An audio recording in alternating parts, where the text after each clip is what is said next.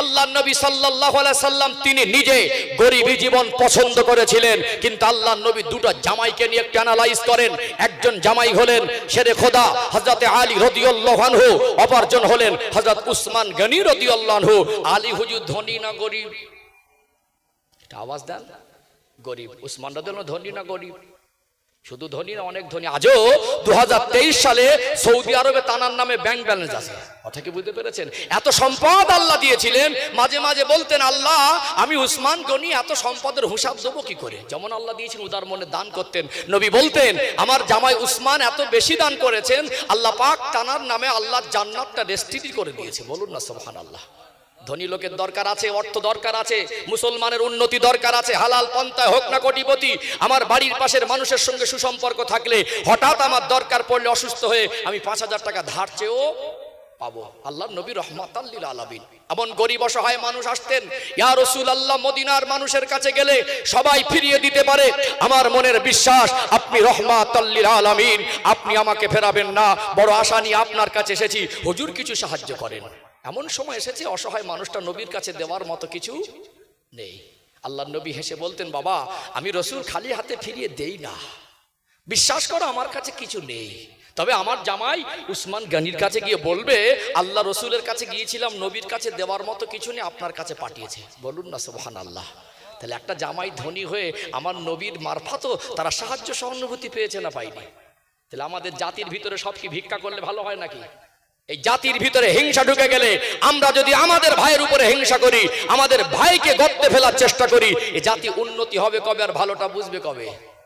আসল উন্নতি আমাদের হয়নি। আমরা শুধু বলছি কি ঘর দেখেছিস এটা আমার প্ল্যান, কি বলছে দেখেছিস, বলে ভাই তোর ঘরটা তো ভীষণ ডিজাইন, বলে এটা আমার প্ল্যান। সব ইঞ্জিনিয়ার লাগে না, ও মনে মনে ইঞ্জিনিয়ার সাজতে চায়, কিন্তু ভিতরের চরিত্রের পরিবর্তন হয়নি। আল্লাহ আমাদের বোঝার তৌফিক দান করেন, বলেন আল্লাহুম্মা আমিন।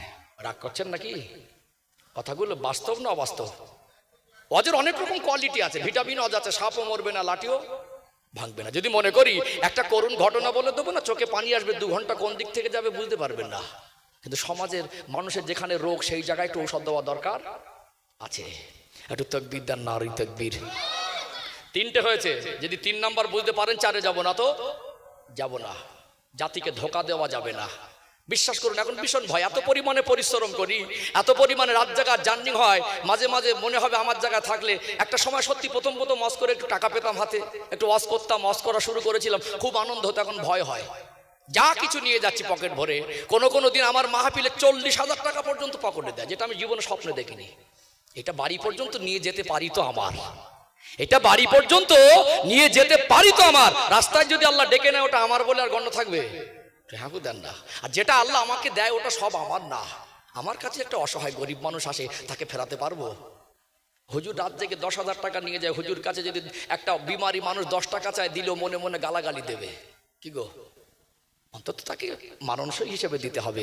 যার আয় বেশি তার খরচাও বেশি। এই জন্য দেখবেন একজন হারামখোর গলা সমান খেয়ে ও কোটিপতি হয়েছে, ওর প্রতি হিংসা নেই। হুজুররা ইমামরা একটু ভালো থাকলে কিছু মানুষের কেন, আলেমদের টাকা হলে হিংসা কেন?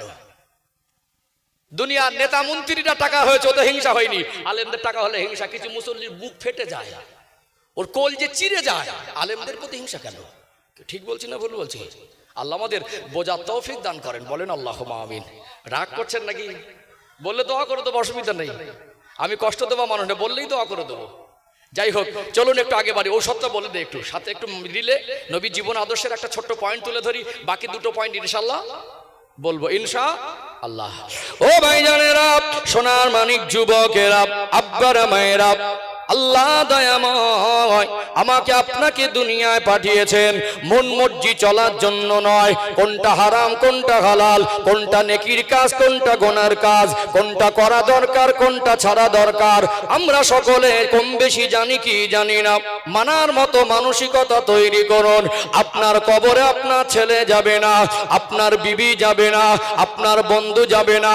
আব্বা অসুস্থ, আব্বা কষ্ট পাচ্ছে, ছেলেটা আব্বার গলাটা জড়িয়ে ধরেছে, অ্যাম্বুলেন্সে আব্বাকে কোলের উপরে নিয়ে আব্বার চোখ থেকে পানি গড়িয়ে যাচ্ছে, আব্বা আব্বার চোখে পানি, ছেলের চোখেও পানি। আব্বা চোখটা মেলে দেখে ছেলের চোখ ভরা পানি। আব্বা ছেলের আর মুখের দিকে তাকিয়ে ডুকরে ডুকরে কাঁদছে। ওরে আমার সোনার মানিক, মনে হয় আমি বাঁচবো না। আব্বার কপালে হাত বুলাচ্ছে, আব্বা হসপিটালে নিয়ে যাচ্ছি, মন খারাপ করো না আব্বা, যত কষ্ট হোক তোমাকে চিকিৎসা করব, তোমার জন্য দোয়া করছি। যে ছেলেটা হসপিটালে নিয়ে যাচ্ছে আব্বাকে চিকিৎসার জন্য, হসপিটালে নিয়ে যাবার পরে রাতটা পার হলো না, মারা গেল। ওই ছেলেটা পরের দিন আব্বাকে দাফন করে দিয়ে রাত 9টার পরে ঘরে বসে কাঁদছে। ওই ছেলেটাকে যদি বলা হয় কাল হসপিটালে নিয়ে যাওয়ার সময় এত কান্না কাঁদছিলে, তোমার আব্বা কবরস্থানে একা পড়ে আছে, তোমার আব্বার কাছে গিয়ে 10টা মিনিট বসে থাকো, আমাদের সন্তানেরা যাবে বলে মনে হয় না। আগের দিনে মানুষ মরে যাওয়ার পরে 1 সপ্তাহ 2 সপ্তাহ বাড়িটা স্তব্ধ দেখা যেত, শোকের একটা ছায়া থাকতো। ছেলেরা নাতিপুতি বিবি বাচ্চারা একটু কান্নাকাটি করত। মানুষের মনটা এত শক্ত হয়ে গেছে, মানুষ মরে গেলে 3 দিন পার হয় না ওই বাড়ির ভিতরে খিলখিল করে হাসির আওয়াজ আসে কি আসে না? কি করলেন, কার জন্য করলেন? বিবি বাচ্চার জন্য, সন্তানদের জন্য, পরিবারের জন্য আপনি সুখের ব্যবস্থা করে নেন, কিন্তু হারাম পন্থায় নয়। তার সাথে সাথে মনে রাখবেন আপনার হিসাবটা আপনাকে দিতে হবে, আপনাকে কবরে একাই যেতে হবে। আপনার আখেরাত আছে, আপনার আখেরাতের চিন্তা ভুলে গেলে হবে না। এই জীবন পরিবর্তন করা দরকার আছে না নেই? আল্লাহ বড় দয়াময়, আল্লাহ বড় মেহেরবান। আমার আল্লাহ এই জন্য কোরআন শরীফে বললেন, ওয়ালা তামুতুন্না ইল্লা ওয়া আনতুম মুসলিমুন। ওরে আমার বান্দা বান্দি, মরতে যদি হয় মরণের আগে পরিপূর্ণ মুসলমান না হয়ে মৃত্যুবরণ করো না। বাইরের চরিত্র ভালো রেখে ভিতরের চরিত্রের ভিতরে যদি হিংসা থাকে, ভিতরের চরিত্রের রূপ যদি ভয়ঙ্কর হয়, প্রকৃত মুমিন হওয়া যাবে না। ও ভাইরা বাবাজিরা, আল্লাহ নবী কি আদর্শ রেখে গেলেন, ইসলাম আমাদের কি মিল মহব্বত দিয়ে গেলেন। আল্লাহ নবী হিজরত করে মদিনা শরীফে চলে গেলেন। মক্কা যে সমস্ত সাহাবীরা ছিলেন, মক্কা সাহাবীদের মধ্যে আমার নবী চলে যাবার পরে আল্লাহ নবীর ভালোবাসা জেগে উঠল। একটা পরিবারে 5 জন 7 জন মানুষ, সবে মাত্র একজন ঈমান এনেছেন। আব্বার অভাব নাই, টাকা পয়সার অভাব নাই, ঘর বাড়ির অভাব নাই, শুধুমাত্র পরনার বস্ত্রটা পরিধান করে আল্লাহ নবীর মহব্বতে মক্কা জমিন ছেড়ে হিজরত করে মদিনা শরীফে চলে এসেছিলেন না? আসেন নাই? এসেছিলেন না? সুন্দর করে একটা ঘর বাড়ি ব্যবসা খাড়া করেছে, মনে করেছিল বাকি জীবনটা ছেলে মেয়েদের নিয়ে একটু হেসে খেলে কাটাবো। আল্লাহ নবী চলে গেছেন, ভালো লাগে না। কার জন্য এখানে পড়ে থাকবো? নবীর নুরানি চাঁদ মুখটা দেখলে ক্ষুধার জ্বালাটা নিবারণ হয়ে যেত। বলুন সুবহানাল্লাহ।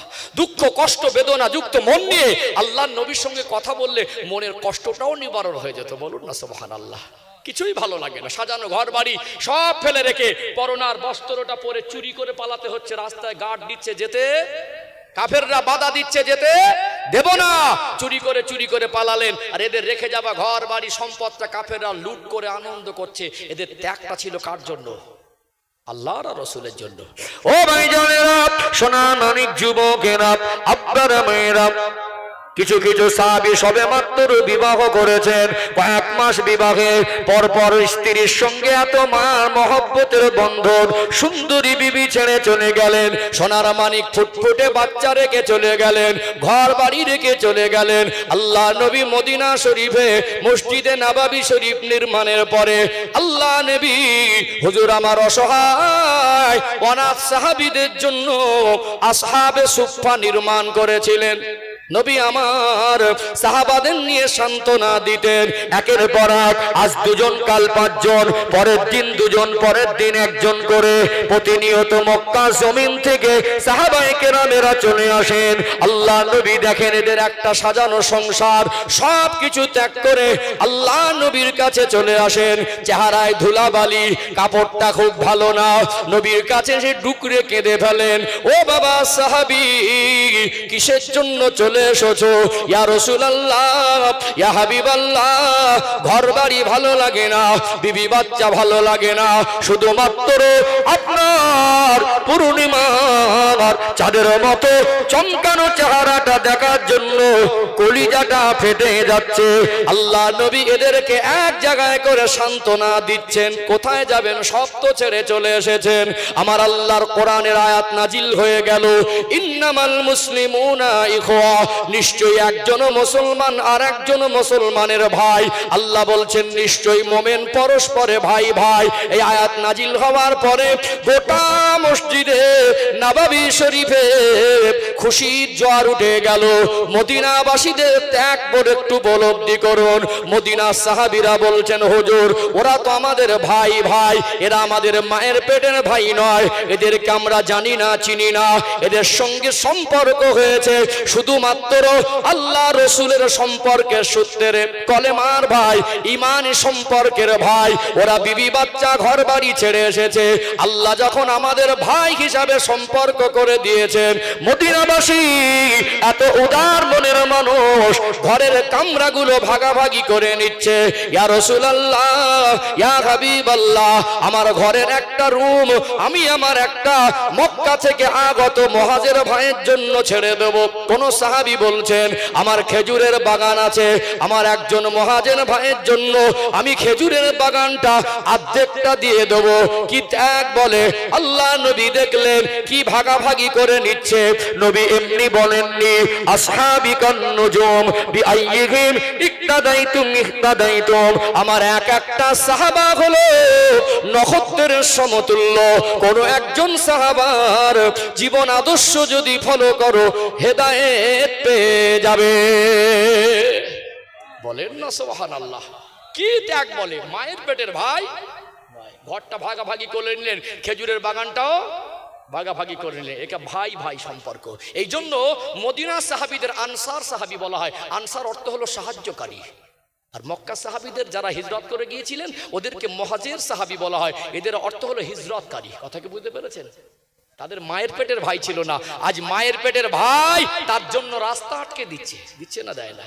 আব্বা অসুস্থ, ডাক্তার দেখাতে নিয়ে যাওয়ার নাম করে রাস্তার ধারের জমিটা ভাই বোনকে বঞ্চিত করে নিজের নামে করে নিয়েছে। করোনা ভাইরাসের সময় মানুষ প্রথম প্রথম একটু আতঙ্কিত বেশি হয়েছিল না কম হয়েছিল? শেষের দিকে খুব একটা ভয় করিনি। প্রথম প্রথম সব আতঙ্ক, নেতা মন্ত্রী, হ্যাঁ, ডাক্তার অফিসার, ধনী গরিব, হুজুর হাজি সব আতঙ্কিত। প্রথম প্রথম ভয় করেনি সবাই। যে ইমাম সাহেব একটু চেপে দোয়া করছে না, ফার্স্ট কাতারে গিয়ে বলছে আল্লাহুম্মা আমিন, দেখে মনে হচ্ছে আল্লাহর ওলি কাঁদছে। মালটা ওর বাপের জমিটা চুরি করে নিজের নামে করে বসে আছে। কি গো, কথা বাস্তব না বাস্তব? আজকে জায়গার দাম 1 লাখ ঠেলে আছি, মোট জায়গার দাম 1 লাখ হবে, 50,000 হবে, 2 হাত ঠেলে আছে, ওইটুকু সরায় না। দেই বাড়ি গিয়ে সন্ধ্যাবেলা চা খেতে গেছে, ঠ্যাঙের উপরে পা তুলে দিয়ে এমন কাজ দামের গল্প করছে, মনে হবে অ্যাডভোকেট। পাশ থেকে একজন বলছে লোকটাকে জ্ঞানী মনে হচ্ছে। মাল দেখেন পাশের বাড়ির মানুষের দিকে 2 হাত ঠেলে আছে, টাকার বল আছে, যোগাযোগ আছে, আবার উল্টো তাদের নামে কেস করেছে। দোকানদারে গিয়ে বলছে তোকে দেখে নেবো, ওকে বলে দিস দেখে নেবো, ক টাকা আছে দেখবি ওকে। বলছে আমার কোথায় যোগাযোগ আছে জানিস? ক্ষমতা দেখাচ্ছে, ক্ষমতা। বাবজিরা ভাইরা, আমাদের বাইরের চরিত্র বেই বাড়ি গিয়ে অ্যাডভোকেটের মতো মনে হলে ভিতরের চরিত্রটা খুব একটা সুবিধের না। মামলা মানে মিথ্যে।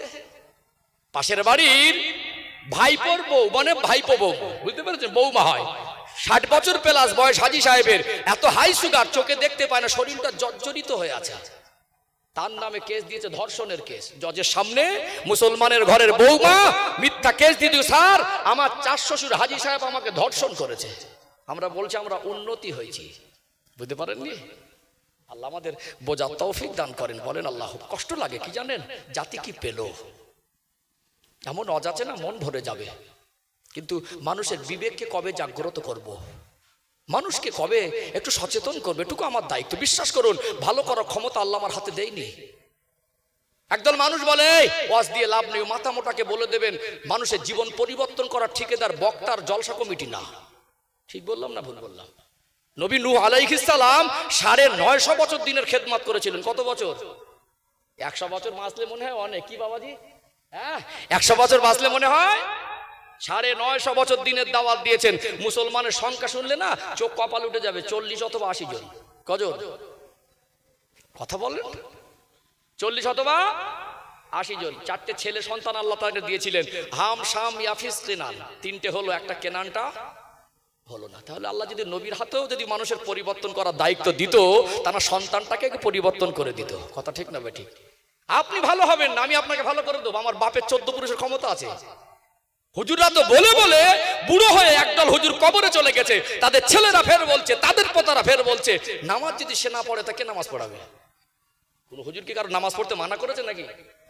সুদ খেতে বলেছে না মানা করেছে? মানা করে করে হুজুরগুলো বয়স শেষ, কবরে চলে গেছে। আবার নতুন বক্তা, তারাও কবরে চলে যাচ্ছে, মাল সুদ খাওয়া ছাড়ে না। ও আবার বলছে এই জলসা দিয়ে লাভ নেই, ওর মাথায় শয়তান কবর পেশাব করেছে, শয়তানও জানে না। নিজে ভালো হবে না, দোষ কার? আমি ভালো হব না, দোষ হুজুরের আর ইমামের। সমাজ পরিবর্তন হবে কি করে? আমাদের নেগেটিভ পজিটিভ জ্ঞান নেই। আমরা আমাদের বেগুন কিনতে গেলে পোকা বেগুনটা বাদ দিয়ে ভালোটা বেছে নেই। ঠিক বলছি না ভুল বলছি? আর জীবন পরিবর্তন করার সময় তখন হেউড়ো সাজে।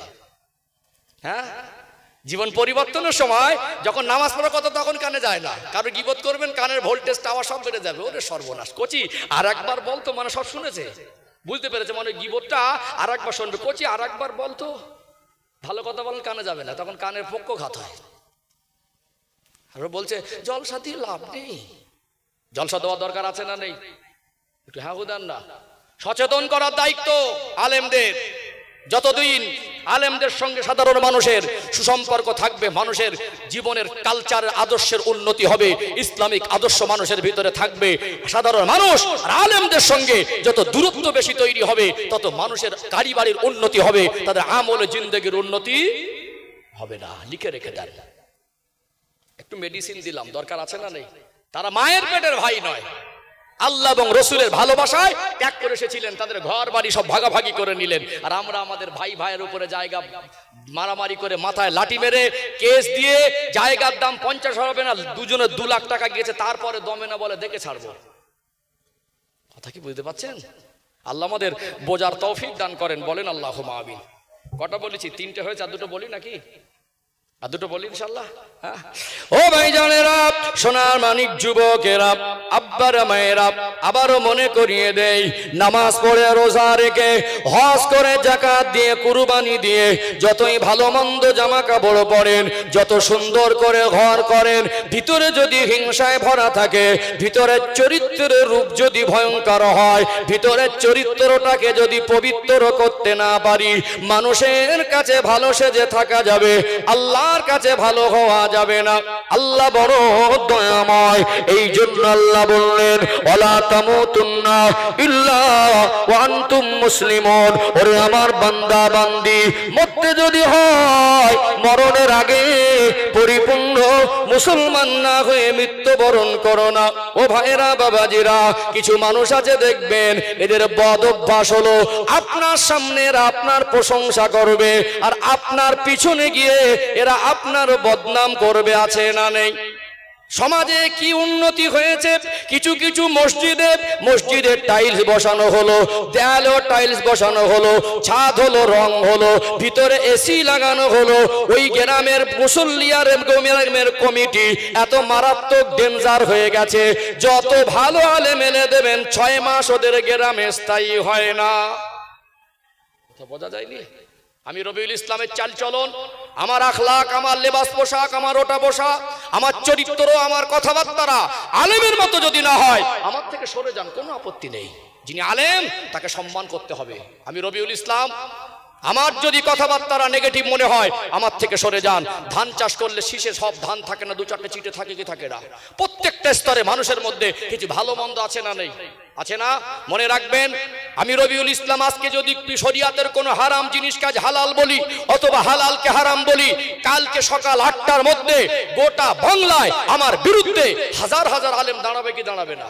অতএব আমি যত বড়ই হুজুর হই না কেন, শরিয়াতের বাইরে কথা বলার অধিকার আমার নেই। আমি যত বড়ই হুজুর হই না কেন, আমার যত পাওয়ার থাকুক না কেন, শরিয়াতের বাইরে কথা বলে আমি আলেমদের থেকে কখনো আমি ছাড় পাবো না। তাহলে আমরা কোন আলেম, দুনিয়ার কোন আলেম কেউ গায়ের জোরে বলার ক্ষমতা ছিল না আমি নবীর ওয়ারিস, বলার ক্ষমতা ছিল? নবী বলেছেন আল উলামা ওয়ারাসাতুল আম্বিয়া, আলেমরা হলো আমি রাসূলুল্লাহর ওয়ারিস। যারা সত্যিকারে আলেম তাদের প্রতি মানুষের শ্রদ্ধা সম্মান রাখা দরকার আছে না নেই? কিছু কিছু ডেঞ্জার কমিটি আর মুসল্লি আছে, মসজিদ ঝকঝকে চকচকে করেছে, নিজেকে অনেক জ্ঞানী শিক্ষিত মনে করতে পারে, তাদের কাছে একটা হাক্কানি আলেম নিরাপদে থাকতে পারে না, তার নামেও বদনাম করে। কি গো, তার ভালো থাকাটা অসহ্য করে না। কিছু ডেঞ্জার মুসল্লি, মাঝে মাঝে বলি, কিছু ডেঞ্জার মুসল্লি আছে, এরা নিজের নামাজ পড়ে আর অন্যের নামাজও গোনে। কি গো, ইমামের কাছে হুজুর আপনার না গলাটা খুব ভালো, হুজুর আপনার না জুমার দিন বায়ানটা শুনতে খুব ভালো লাগে, ওই লোকটা হুজুরের পিছনে বাঁশ দেয়। কি গো, কিছু মানুষের বদ চরিত্র যে দেখবেন অন্যের বদনাম আপনার কাছে করছে না, অন্য কারোর বদনাম, ওই লোকটাকে চিনে রাখবেন, আপনার বদনাম অন্যের কাছে করবেই করবে। সব যদি যে বদনাম করে তাকে যদি তম্বি করে যা তোর মতো নাদান বদনাম করছে তো লজ্জা লাগে না, ওই রকম নির্লজ্জের একটা কথা শুনবেন না, সমাজের মানুষ পরিবর্তন হবে। আমাদের অভ্যাস তো ভালো কথা শুনিনি, বদনাম করলে কানের ভোল্টেজ বেড়ে যায়, ঠিক চুলকায়, এলার্জি বেড়ে যায়, বদনামটা শুনতে ভালো লাগে। যে আপনার সামনে লোকের বদনাম করছে ওই লোকটাকে চিনে রাখবেন, ওই লোকটা আপনার বদনাম লোকের কাছে করে। দুমুখো কিছু দুচরিত্রের ডেঞ্জার মুসল্লি আছে, সামনে হুজুর হুজুর, সামনে হুজুর ভালো, পিছনে হুজুরের মাস দেয়, আছে না? আজ আমাদের গাড়ি বাড়ির উন্নতি হয়েছে, মসজিদে এসি লাগিয়েছি, কিন্তু আমাদের আকলাকে, আমাদের চিন্তাধারার ভিতর থেকে একটা আলেম নিরাপদ নয়। আল্লাহ আমাদের বোঝার তৌফিক দান করেন, বলেন আল্লাহুম্মা আমিন। আজ জানি কারো টকতে তো ঝাল লাগবে, বিশ্বাস করুন কাউকে আঘাত দেবো আমার উদ্দেশ্য নয়। 4 নম্বর বুঝতে পেরেছেন? তাহলে একটা আলেমের ভালো থাকাও মানুষের ভালো, একটু বলেন না, একটা আলেমের ভালো থাকাও মানুষের ভালো লাগে না, তাহলে মনটা ভালো না খারাপ? ভালো জিনিসও ভালো লাগে না। কি গো, তাহলে আমাদের ভিতরের চরিত্র আদেও ভালো না। আল্লাহ আমাদের বোঝার তৌফিক দান করেন, বলেন আল্লাহুম্মা আমিন। লাস্ট পয়েন্ট 4টে হয়েছে, 4 নম্বর বুঝতে পেরেছেন তো? হ্যাঁ, যদি বোঝাতে পারি তো ভালো, না বোঝাতে পারি তো শর্ট করে শেষ করে দেবো। অস্ত্র বোঝানো জিনিস, ধোকা দেওয়া জিনিস না। এই মাহফিলের পিছনে এক একটা ছেলে যে কদিন ধরে কি কষ্ট করেছে সেইটা ভাষায় বোঝানো যাবে না, তার পিছনে কিছু লোক খাঁটি মারে। হ্যাঁ, ভালো কাজে বাধা দেয়, আছে না? ভালো কাজে বাধা দেয়। বাবজিরা ভাইরা, এই জন্য বলি মাহফিলটা শুধু ছেলে খেলা জিনিস না, এই মসজিদের প্যান্ডেল স্টেজটা এটা খেলা করা জায়গা না, আমানত। কি দিলাম আর কি পেলেন? সম্মানিত ভাইরা, লাস্ট পয়েন্ট বলছি, আমি রাজনীতির নেতা না। কি বললাম? রাজনীতির কথা আমি বলিও না। হুজুর হতে গেলে মদখোরের হুজুর, সুদখোরের হুজুর, জেনাখোরের হুজুর, লটারিখোরের হুজুর, সব দলপট করে, তাদেরও হুজুর। কি গো, হুজুর একটা সম্মান সূচক বাক্য না? সম্মান করে হুজুর বলে, এই জ্ঞান কাণ্ডটুকু আমার আছে। এতটুকু বলি, আজ ভারতবর্ষের যা চিত্র, অপদার্থ সরকার কেন্দ্রে বসে হিন্দু মুসলমানের ভিতরে হিংসা ঢুকিয়েছে না ঢোকায়নি? স্কুলের বইয়ের কবিতার লাইনটা কত সুন্দর, মোরা এক বৃন্তে দুটি কুসুম, হিন্দু মুসলমান, মুসলিম তার নয়নমণি, হিন্দু তাহার প্রাণ।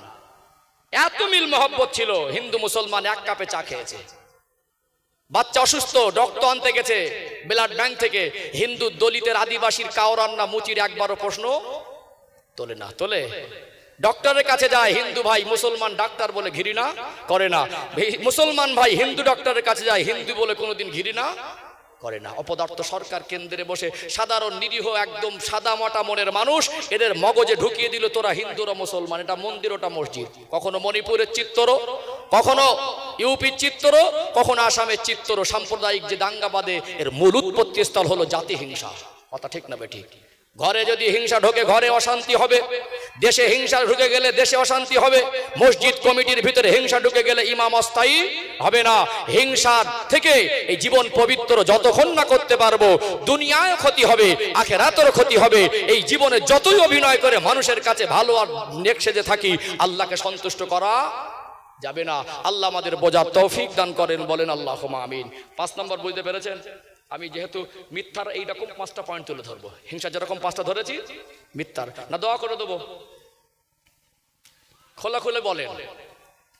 আমার কাল সকালে আসামে যেতে হবে, আজকে মনে করেছিলাম যে বাড়ির কাছাকাছি একটু মাহফিল, একটু সকাল সকাল ঘুমাবো। আমি আজ সকালে মুর্শিদাবাদ থেকে বাড়ি ফিরেছি 3 দিন পরে।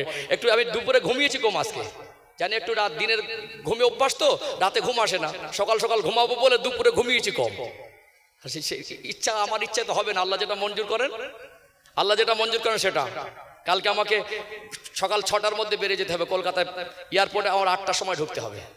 সম্মানিত ভাইরা, তারপরে যাক, আল্লাহ যেটা মঞ্জুর করেছেন সেটাই ভালো। আমি আবারও বলছি, কষ্ট দেওয়া উদ্দেশ্য নয়, কাউকে আঘাত দেবো, ছোট করবো এই উদ্দেশ্য করে বলছি না। এগুলো সমাজের বাস্তব চিত্র, আমাদের ভাবা দরকার। আমরা সবই ভাবছি, আমাদের চরিত্র উন্নতির জন্য ভাবনা আমাদের ভিতরে নেই। শরীর খারাপ হলে ব্যতিব্যস্ত হই, কোন ডাক্তারের কাছে গেলে কখন তাড়াতাড়ি সুস্থ হব। চরিত্র নষ্ট হয়ে গেলে ব্যতিব্যস্ততা নেই বলে আজকে আমাদের জীবনে দুনিয়াতে এত মুসিবত। আজকে আমরা আমাদের মধ্যে হিংসা হিংসে কামড়া কামড়ি করছি, আজ অন্য জাতি আমাদেরকে পায়ের তলায় দিয়ে লগড়াচ্ছে না। কথা বুঝতে পেরেছেন? আল্লাহ আমাদের মিল মহব্বত দেন, জীবন পরিবর্তন করার তৌফিক দেন। একটু তাকবীর দেবো, দরুদ শরীফ পড়ে নেবো। এখন আবার দরুদ সালামে এলার্জি, বুঝতে পেরেছেন? ফেসবুকে ঢুকলে কিয়াম নিয়ে ঝামেলা। ভাই ওলামায়ে দেওবন্দ তো কি হয়েছে? ভাই ফুরফুরা সিলসিলা আলেম তো কি হয়েছে? কিছু কলঙ্কর জন্য আজকে সমাজে অশান্তি। তুমি যদি সত্যিকারে তোমার বাপের যোগ্য সন্তান হও, তোমার দ্বারা তোমার বাপের অপমান হতে পারে না। তুমি বাপের যদি কলঙ্ক সন্তান হও, তোমার দ্বারা তোমার বাপের অপমান হবে, এটা স্বাভাবিক। যারা দেওবন্দি সেজে, যারা আজকে দাদা হুজুর কেবলা সিলসিলার উপরে আঙুল তুলছে, যারা কিয়াম সালামকে নিয়ে কটূক্তি করছে, এরা প্রকৃত দেওবন্দি নয়, এরা দেওবন্দি নামের ওদের কলঙ্ক। আজকে সত্যি কথা যদি মন থেকে বলি, চ্যালেঞ্জ করছি, লিখে রেখে দেন। কাউকে আঘাত দেওয়া, কাউকে ছোট করা আর বিতর্কিত বক্তব্য আমি খুব একটা পছন্দ করি না, কিন্তু আঘাত লাগে কখন জানেন? যখন সহ্যের বাইরে চলে যায়। মসজিদে ইমাম সাহেব যখন খুতবা দেয়, শুয়ে শুয়ে দেয় না ঘুমিয়ে ঘুমিয়ে দেয়? দেন না, দাঁড়িয়ে দেয়। যে খুতবার ভিতরে দরুদ আর সালাম নেই, ওটা খুতবা নয়, ওটা খুতবা নয়, ওটা খুতবা নয়। চ্যালেঞ্জ করলাম, পৃথিবীর কোন আলেম এই কথাটা কেটে দিক। ইমাম সাহেব মসজিদে দাঁড়িয়ে খুতবা দেয়, তখন তো দাঁড়িয়েই দেয়, অসুবিধা কোথায়? নামাজেও দরুদ পড়ি, পড়ি কি পড়ি না? ওটাও নবীর প্রতি দরুদ সালাম। কথা ঠিক বলছি না ভুল বলছি? তাহলে বসে দিলেও দেবে, দাঁড়িয়ে দিলেও। ক পাতার লেখাপড়া শিখেছেন, আপনার মতো 2 পয়সার আলেম, আপনার বাইরের জামাটা পরিষ্কার হতে পারে, আপনার কথাটা চকচকে ঝকঝকে হতে পারে, আপনার ভিতরটা যা দুর্গন্ধ, শয়তানও আপনার ভিতরের দৃশ্য দেখে লজ্জা পায়। আপনার জ্ঞানের থেকে আমার দাদা হুজুর পীর কেবলার জ্ঞানের পরিধি আসমান আর জমিন তফাৎ। কথা ঠিক না বেঠিক? তিনি মনে হয় শরিয়াত বুঝতেন না। 2 পাতা পড়ে তোমার মতো কলঙ্কের কারণে তোমার আকাবিররা আকাবিরদের সম্মান যাচ্ছে। কথা ঠিক না বেঠিক? সম্মানিত ভাইরা, আমি নাম নেওয়া পছন্দ করি না। আমি বিভিন্ন স্টেজে বিভিন্ন স্তরে কথা বলি, মানুষ আমাকে চেনে। ফালতু কথা বলা মানুষ আমি নয়, কাউকে আঘাত দেবো ছোট করছি নয়। যে সমস্ত মানুষেরা সমাজে ফিতনা করছে তাদেরকে বলি শুধরে যাও।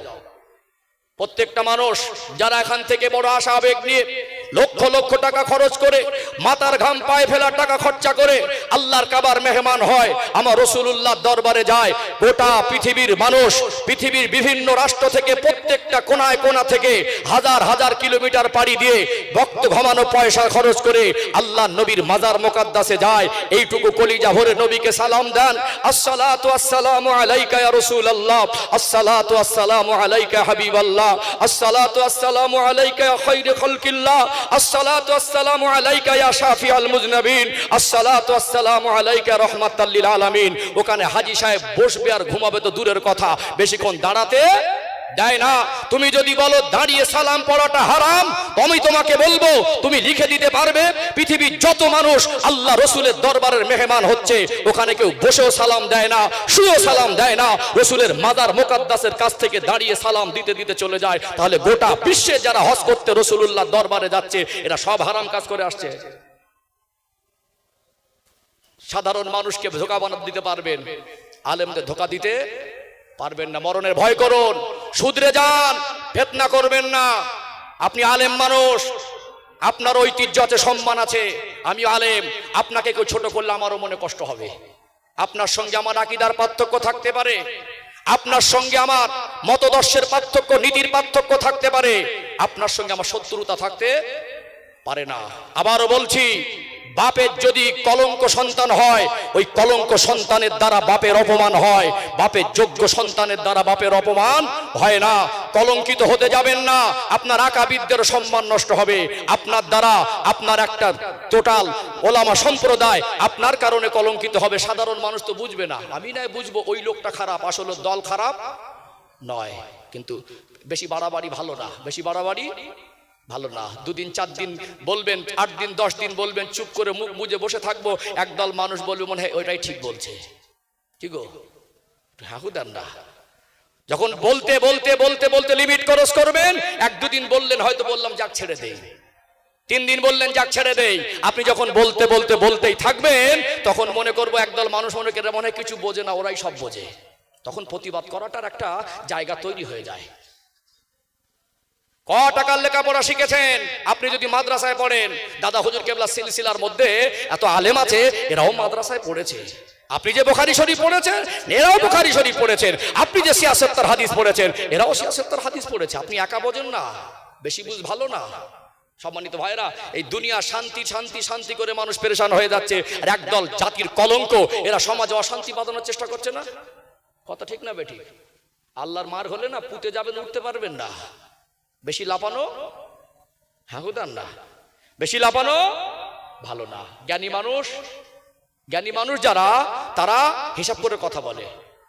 কিছু 1.5 ব্যাটারি মার কাছে ওদের কথার আগে পিছের হিসাব থাকে না। দুটো কথা বলতে বললে মনে করে ভীষণ কিছু হয়ে গেছে, টেকসই হবে না। চায়না জিনিস খুব একটা টেকসই হয় না। জাতি আপনাকে ঘৃণা করবে একদিন। আমি রবিউল ইসলাম, আমার ভিতরের চরিত্র লুকানো ভয়ঙ্কর চরিত্র থাকলে না আজ না হয় কাল মানুষের কাছে প্রকাশ হবে। ঠিক বললাম না ভুল বললাম? ওই জন্য আমি দোয়া করি আল্লাহ সবাইকে সম্মানে রাখেন। আমি রবিউল ইসলাম একটা আলেমকে ছোট করবে, এটা আমার নীতি নয়। আমার কথার দ্বারা একটা আলেম অপমান হবে, এটা আমার নীতি নয়। আপনার সঙ্গে আমার নীতির পার্থক্য থাকতে পারে, আপনার সঙ্গে আমার আকীদার পার্থক্য থাকতে পারে, শত্রুতা থাকতে পারে না। কথা ঠিক না বেঠিক? আমি স্বচ্ছ মন নিয়ে কথা বলি। এই জন্য বলছি, নাম নিয়ে কথা বলাটা খুব একটা পছন্দ করি না। যাকে বলছি সে যেন বুঝে যায়। কথা ঠিক না বেঠিক? আল্লাহ আমাদের সবাইকে বোঝার মতো তৌফিক দান করেন। বলেন আল্লাহুম্মা আমিন, বলেন আল্লাহুম্মা আমিন। একটু তাকবীর দেন, নারে তাকবীর। আরেকটু প্রাণ ভরে নারে তাকবীর। সিলসিলায়ে হক মুজাদ্দিদে জামাত আহলে সুন্নাত ওয়াল জামাত টাপলা কুসাংরা গ্রামবাসী বিন্দু, এ মাহফিলের কমিটির সাহেবানগণ, নারে তাকবীর। তাহলে দরুদ শরীফ একটু হবে তো নাকি? হ্যাঁ, দরুদ বসেও পড়া যায়, দাঁড়িয়েও। নবীকে সালাম বসেও দেওয়া যায়, দাঁড়িয়েও। দাদা হুজুর কেবলা সিলসিলার কোন আলেম তো বলিনি ওয়াজিব। আমার দাদা হুজুর কেবলা তো বলে যায়নি যে ফরজ বলেছেন। ভাই এটা আদব, এটা আদব।